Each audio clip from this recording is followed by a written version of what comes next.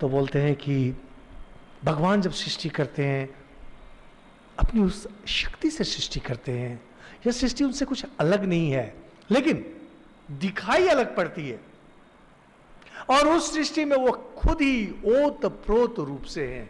जैसे पानी और बर्फ में पानी ओतप्रोत है, लेकिन दोनों दिखाई अलग अलग देते हैं। हम लोग एक उपमा प्राय लाएंगे। अगर आप कभी नॉर्थ पोल पे चले जाएं जहां बर्फ ही बर्फ है और वहां ऐसी अवस्था में रहें कि घूमते घूमते देखें कि कहीं पर वो पूरा बर्फ ही बर्फ है, और कभी बर्फ में कहीं पर थोड़ी छेद हो जाए ना, तो नीचे वो पानी दिखाई दे रहा है, और वहां नीचे अगर किसी कारण से जम जाए वहां भी पानी है। तो क्या अजीब है ना। वह जो महासमुद्र है वह भी जल है, और उस पर जो यह बर्फ है वह भी जल है, और बर्फ में जो एक ग्लास टाइप का बन गया है वह ग्लास भी बर्फ है, और उस बर्फ में भी जो जल है वह भी बर्फ एक ही है, और उस जल में अगर कोई बर्फ का टुकड़ा है तो वह भी जल है। अब देखिए किस तरह से जल ओतप्रोत है। उसी जल पर बर्फ है, उसी बर्फ में जल है, उस जल में फिर बर्फ है, एक दूसरे में समाया हुआ। सृष्टि बिल्कुल इसी तरह से चलती है। यह हम लोग उपमा दे रहे हैं समझाने के लिए। उपमा में जितनी बातें कही जाती है उसके बाहर नहीं देखी जाती है। समझाने के लिए ओतप्रोत किसे कहते हैं, तो बोलते हैं कि देखो हे पार्वती देवी, श्री रामचंद्र जी वह भगवान है, वह एक है, अद्वितीय है, अनंत है। सृष्टि में जहां जो कुछ भी है सब कुछ में वो ओतप्रोत भाव से व्याप्त है, सर्वव्यापी है, क्योंकि वह सब जगह है।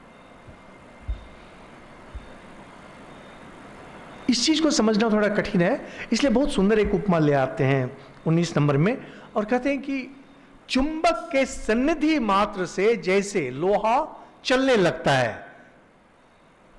आप लोगों ने देखा होगा बचपन में बहुत सारे खेल वेल में, या जो लोग स्कूल में पढ़े हैं,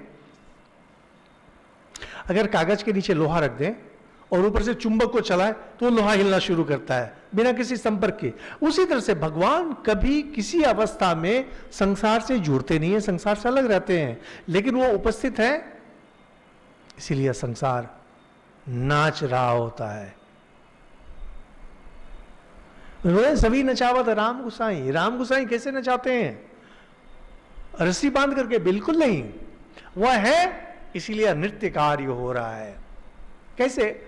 देखिए हम लोग यही चुंबक की ही उपमा हम लोग लेते हैं।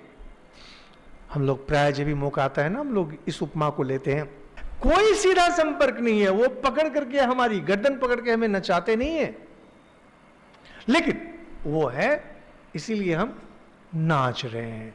डीवीसी है इसीलिए पंखा चल रहा है, वो नहीं रहेगा सब खत्म। लेकिन बीच में अगर कहीं थोड़ी भी गड़बड़ी हुई तब भी खत्म। हमारा अगर दिमाग खराब हो गया मैं खत्म, हमारी इंद्रिय अगर खत्म हो गई हम खत्म, मेरे प्राण अगर निकल गए हम खत्म। लेकिन उससे क्या होगा? कुछ भी नहीं होगा। एक ट्रांसफार्मर उठ जाने से डीवीसी का कुछ नहीं आता जाता, वो ऐसा ही रहेगा। ये सब हम लोग उपमा दे रहे हैं, इसको अब खींचा तानी करके इसके साथ उसके साथ मिलाने का प्रयास नहीं कीजिएगा।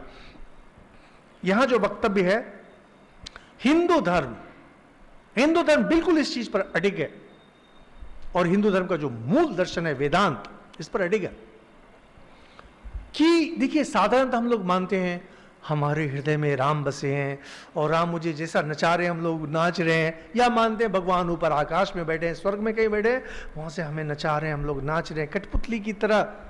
ब्राह्मण सर्वभूतानि यंत्रारूढ़ानि माया। गीता में भी भगवान बोलते हैं कि जैसे यंत्र चलते रहते हैं, यंत्र जैसे कठपुतलियों को घुमा रही होती है, कठपुतलियां घूम रही होती हैं, उसी तरह से हम भी घूम रहे हैं। बिल्कुल सही। लेकिन वह रिश्ता बिल्कुल एक का रिश्ता नहीं है, सीधा रिश्ता नहीं है। कैसे है? यही चुंबक और लोहे का। चुंबक है इसलिए लोहा घूम रहा है, ट्रांसफार्मर में तार है, तार में बिजली है इसलिए यहां भी बिजली बन रही है। प्राइमरी कॉइल से सेकेंडरी कॉइल में, सेकेंडरी कॉइल से घूम करके फिर वो स्टेप डाउन में आकर के घूम करके लंबे प्रोसेस से आप, किसी का किसी से कोई संपर्क नहीं है। यही वेदांत है। और यह भाव लगभग देखिएगा हर अध्याय में चलता रहेगा, घूम घूम करके। यही हिंदू दर्शन है, यही वेदांत है। समझने में बहुत कठिन लगेगा निस्संदेह, लेकिन यही सच है।